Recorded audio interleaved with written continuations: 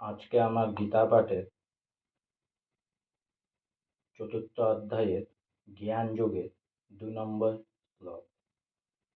এবং পরম্পরা প্রাপ্তমিমং রাজস্বয় বিদু স কালেনেহ মহতা যোগনষ্ট পরন্তপ।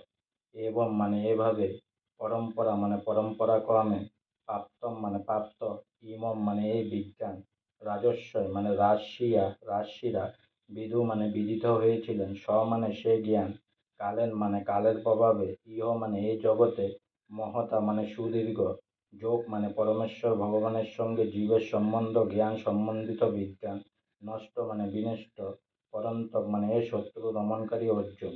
অনুবাদ: এভাবে পরম্পরার মাধ্যমে প্রাপ্ত এ পরম বিজ্ঞান রাজসিরা লাভ করেছিলেন, কিন্তু কালের প্রভাবে পরম্পরা ছিন্ন হয়েছিলেন এবং তাই সে যোগ নষ্টপ্রায় হয়েছে। আজকে আমার গীতা পাঠের চতুর্থ অধ্যায়ের জ্ঞান যোগের 2 নম্বর শ্লোক এখানেই সমাপ্ত হলো। তাই অনেক অনেক সাবস্ক্রাইব করুন, অনেক অনেক লাইক করুন, আর সঙ্গে বলুন হরে কৃষ্ণ কৃষ্ণ কৃষ্ণ হরে হরে, হরে রাম রাম রাম হরে হরে।